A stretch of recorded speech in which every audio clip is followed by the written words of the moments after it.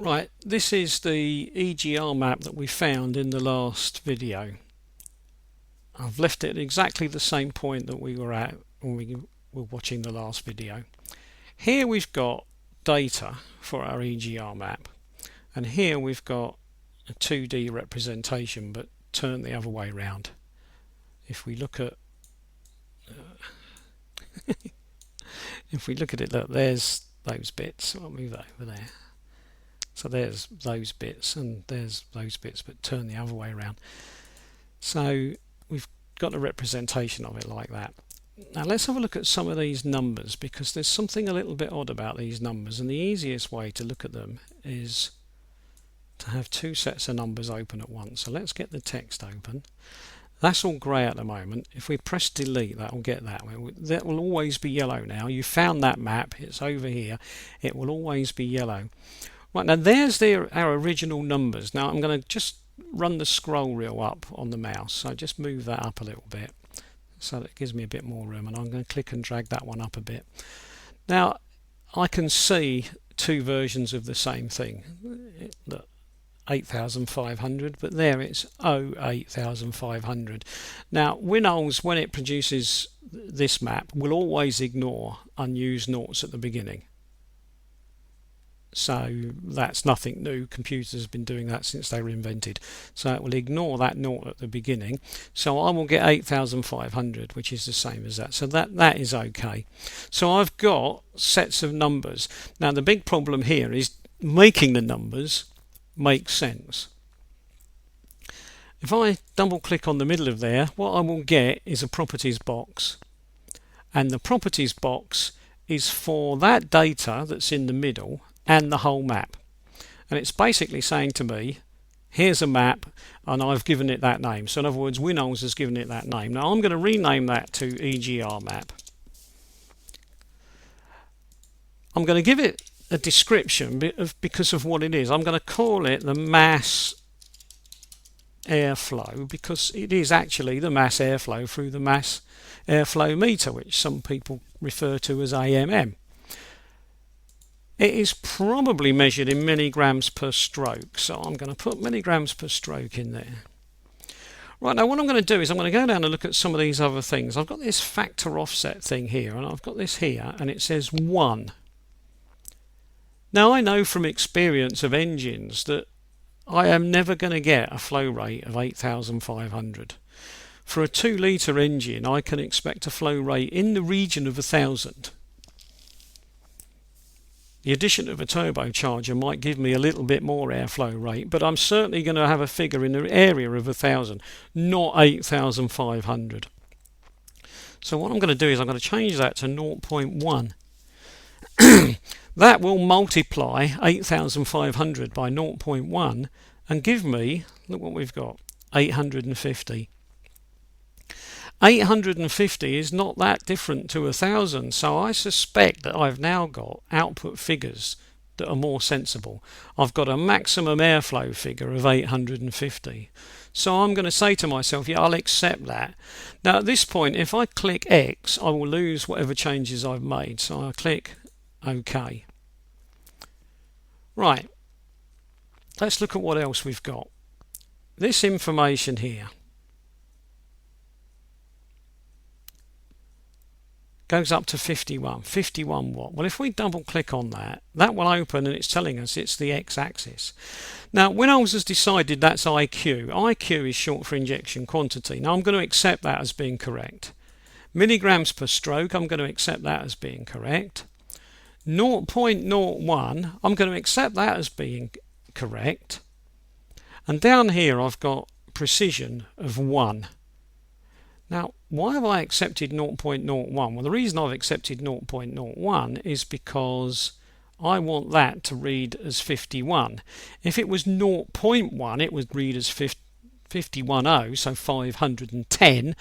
And if it was 1, it would read as 5,100. Now, I know that a figure of about 50, 51 up to about 70 or 80 is a quite sensible injection quantity. If this figure was above 100, I would be suspicious that something was odd. Now this precision number is simply how many decimal points I want, so that's my choice. If I only want to see 1 decimal point value after the decimal point, then I put 1. If I want to see 2, then I put 2 and it becomes 51 and I get 2 noughts. There might be occasions when I want 2 noughts, but on this occasion I'm going to leave it as 1. I'm going to say, yep, that's all okay, I'll accept that information. There we are, there's the other axis there, so I'm going to double click that axis, y-axis it's telling me. Don't worry about that, I'll explain later. It's suggesting its engine speed, it's suggesting that that's measured in revs per minute. Now, your first attempt at doing this, you may not get any suggestions. WinOLS is putting these suggestions out because I've used this program before, so there is a degree of recognition involved. If the program hasn't been used before, the chances are there is no recognition and these boxes will all be empty and you'll have to make your best guess. Right, now down here WinOLS has made its best guess and guessed wrong by a mile. If I change 0.01 to 1, look what it's done to this figure down here. If I go back to 0.01, which it was, if revs per minute is right, 54 revs per minute? I don't think so. So we'll get rid of that and we'll make it 1. And we'll say ignore the precision because we don't need any. We could put 0, but we won't bother. We don't need any at all, so we'll ignore it. And we'll say OK. So what we appear now to have is revs per minute for this map, injection quantity for this map, and an output. And these are the X or the Y axes, depending on which way round they go. And this is changeable. So don't get hung up on thinking, oh, this is the X and that's Y, or that's X and that's Y, because it's not. So if you're looking at an X-axis and someone else has got their computer and they're looking at an X-axis, it's possible that the X you're looking at is the Y they're looking at, because the two are interchangeable. So you need to describe which axis you're looking at, not just mention X and Y. This is often called the Z-axis. It's the output from the map. So in other words, we've got these two axis functions and here's the output from our map. This output is basically what the engine or the ECU is being told is a reasonable airflow rate for this amount of fuel and those sorts of revs. So that's what we're being shown on that map. Now normally you wouldn't worry too much about that because you're just changing map data, but I'm just, because this is a beginner's guide, I'm giving a slight more information about that as we go. Right, there we are then. So we've got our EGR map and we've got most of the information that we need to go with our EGR map, and we again can look at it in 3D view. Oh, it's gone. Don't worry if it does that. Use your mouse, scroll up, and with a little bit of luck, as you scroll up, a warning will appear. Please click to optimize view, and there we are. And if you get any extra coloured bits in it that you don't want, don't worry about those. There are highlights that have been put in by WinOLS. Click delete and they have gone out of the way. So there we are. There is our map in 3D view. 2D view is the original view but somewhat squashed down to not easy to see, and there we are in text view. Now at this point it is worth pointing out, where did this information come from? Now we've already seen that this information is that big block of information there, just slightly altered by a factor. And where did this information come from? Well, if we look, 1, 2, 3, 4, 5, 6, 7, 8, 9, 10, 11, 12, 13. 13 columns, look. And over here 13 by 16, so 13 columns. If we go up here and have a quick search around, look, there we are, we've got the number 13 followed by 1, 2, 3, 4, 5, 6, 7, 8, 9, 10, 11, 12, 13. So there's the access data, so there's the map data for the output, this bit, and that's the axis data for one of the axes, and it's for the one that's got 13 units in it. That one.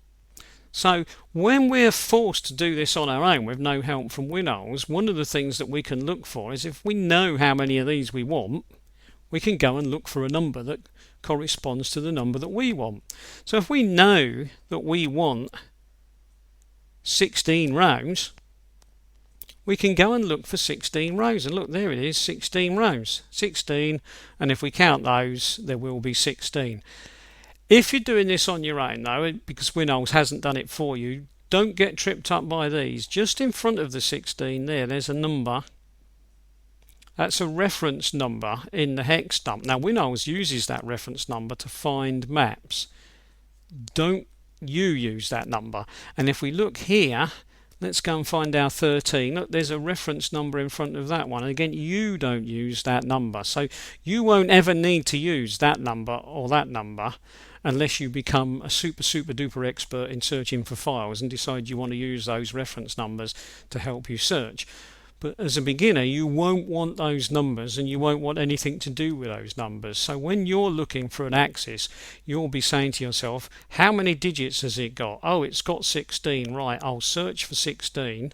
Oh, there it is. And the 16 is of no use to you when you're looking for an axis, only to find it. The information you will want is the 16 digits, these.